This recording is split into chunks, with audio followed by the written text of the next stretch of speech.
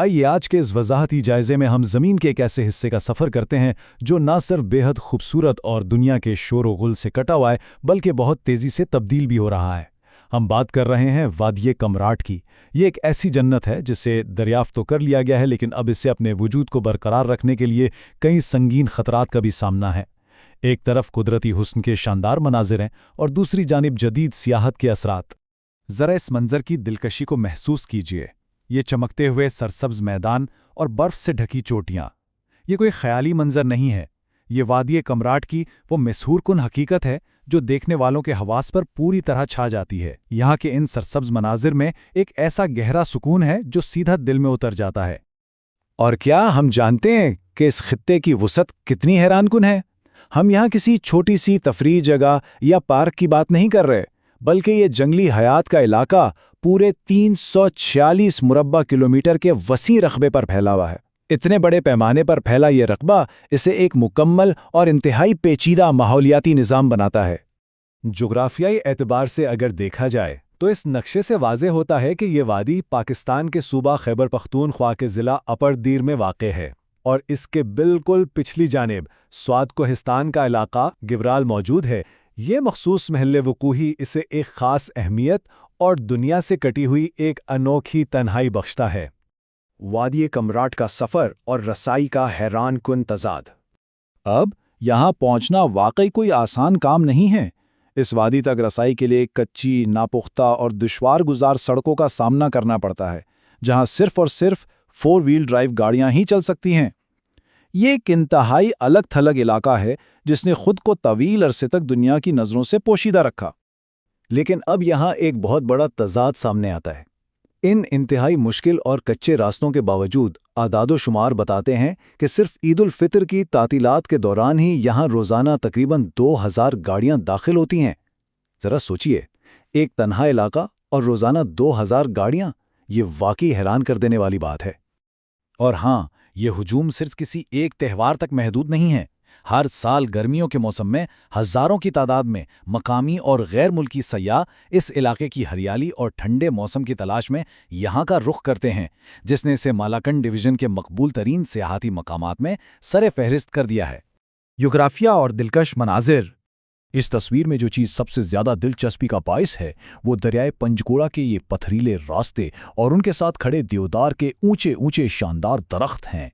हैरान करने वाली बात यह है कि दरिया यहाँ कई हिस्सों और शाखों में तकसीम हो जाता है और इन्हीं किनारों पर सयाहों ने आरजी कैंपिंग के मकामात बना लिए हैं जो रिहाइश का एक बिल्कुल ही अनोखा तजुर्बा फराहम करते हैं। इन्हीं कुदरती मनाजिर के बीच एक और ख़ास मकाम काला चश्मा है।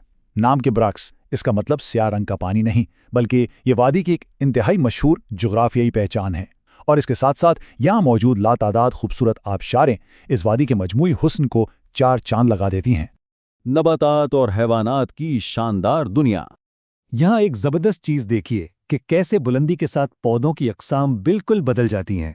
बाएं जानिब देखिए, वादी के बालाई हिस्सों में पाइन के जंगलात हैं जिनमें ब्लू पाइन और हिमालयन फर शामिल हैं, जबकि दाएं जानिब निचली वादी में बलूत यानी ओक के जंगलात हैं जिनमें होली ओक, हिमालयन बर्च और आम अखरोट के दरख्त पाए जाते हैं। एक ही वादी में मौजूद ये तनव्वुर इसे वाकई एक लाजवाब मुकाम बनाता है।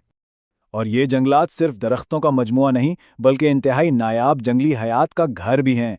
इस फहरिस्त को देखें, यहाँ एशियाई काला भालू, स्लेटी भेड़िया, कश्मीर का कस्तूरी हिरन और आस्तोर मारखोर जैसे शानदार जानवर पाए जाते हैं। ये पूरी की पूरी जंगली हयात अपनी बका के लिए मुकम्मल तौर पर इसी वादी के कुदरती माहौल पर इन्हिसार करती है। तहफ़्फ़ुज़ का चैलेंज और हमारी जिम्मेदारी।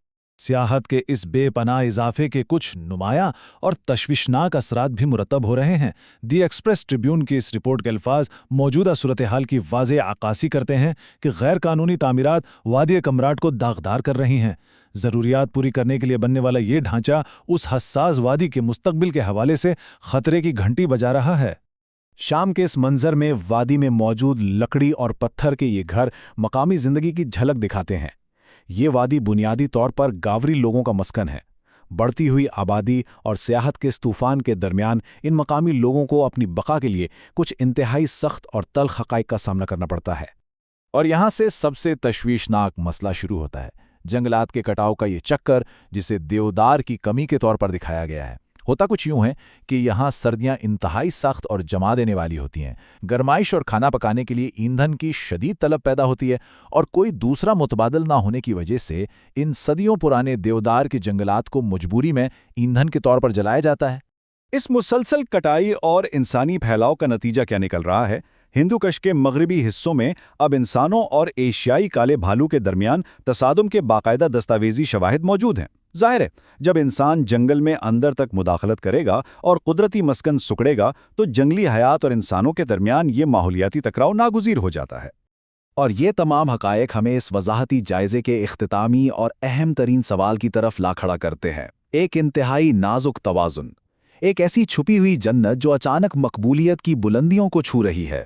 وہ سیاحت کے اس سیلاب، اپنی سخت سردیوں کی مجبوریوں اور اپنے قدیم جنگلات کی بقا کے درمیان آخر کیسے توازن قائم کر سکتی ہے؟